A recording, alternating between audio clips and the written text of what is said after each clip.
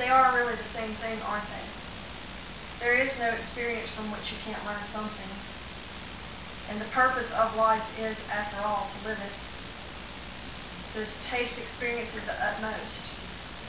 To reach out eagerly and without fear for newer and richer experience.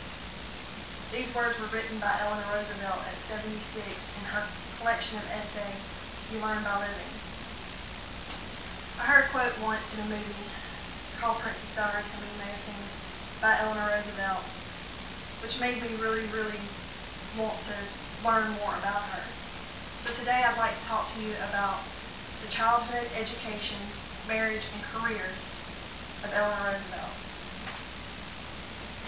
No one can make you feel inferior without your consent. These words Eleanor Roosevelt lived by as she became one of America's greatest activists for civil rights, women, and the underprivileged. Born October 11, 1884, to Anna Ludlow Hall and Elliott Roosevelt. She had two younger brothers, Elliott Jr. and Gracie Hall Roosevelt. Eleanor Roosevelt was adored by her dad. He called her Little Nell from Charles Dickens' Old Curiosity Shop. And Eleanor Roosevelt was not adored by her mom. Her mom belittled her, talked down to her, called her Granny from the age of 2 because she was so serious and she dressed so prudish. Next, I'll talk to you a little bit about her childhood. At 5 years old, Eleanor Roosevelt was taken by her mom to a convent school.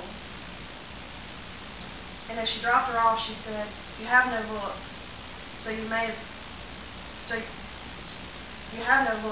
make sure you have manners." During this time at the convent, she was so miserable. She began to lie to get attention. And so her headmistress had to call her mom to come in here and take her home. At 7 years old, her dad was an alcoholic. He became so uncontrollable and mean that her mom took the kids and left him in an asylum in Paris. This was the only time that Eleanor Roosevelt would ever feel close to her mom.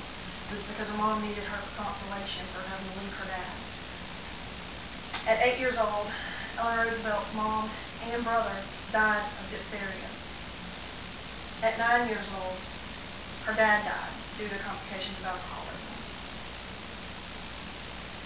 It's at this time that Eleanor Roosevelt was left with her her grandmother, who was just like her mom. She was mean. She didn't have a whole lot to do with Eleanor Roosevelt. She was very mean to her. At 15 years old, Eleanor went to a finishing school in England.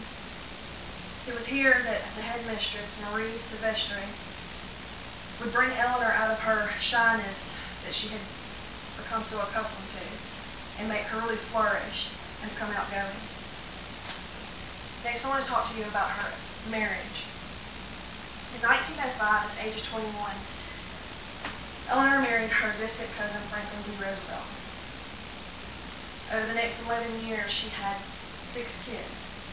Anna, James, the first Franklin Jr., Elliott, the second Franklin Jr., and John. She was miserable. She did not like being a stay-at-home mom. She did not like staying there with her mom, her kids, her mother-in-law. Around 1920, Eleanor learned that her husband was having an affair with Lucy Mercer Rutherford. Even though she found out he was having an affair, she stayed with him. Even when he contracted polio and was paralyzed from the legs down, she stayed with him. It was during this time that her political career began to flourish. She became vice chair of the legislative chair committee.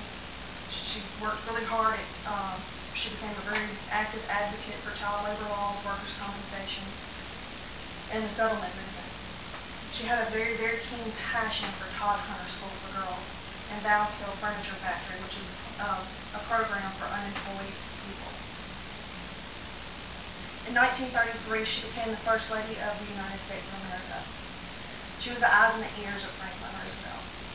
He was confined to a wheelchair. She traveled for him. She had a very, very, very strong political influence. And because of this, she would convince the president to hire Frances Perkins as the Secretary of Labor. In 1938, at the Southern Conference on Human Welfare in Alabama, she moved her chair into the center aisle because the segregation laws of the city would not allow her to sit next to her black friend, Mary McLeod Bethune. In 1945, Franklin Roosevelt died. She felt very liberated from her duties at the White House and decided that she was going to take that time and build her own political agenda and do that for the next 17 years. It was during that time that she was appointed a member of the U.S. delegation to the United Nations and helped draft the UN Declaration of Human Rights. In 1960, she was diagnosed with aplastic anemia. And on November 7, 1962, Eleanor Roosevelt died of vulnar tuberculosis. According to Penguin Biographical Dictionary of Women, Roosevelt, Eleanor, 1884-1962, Credo reference. Eleanor Roosevelt was the most active and influential individual ever to occupy the position of First Lady.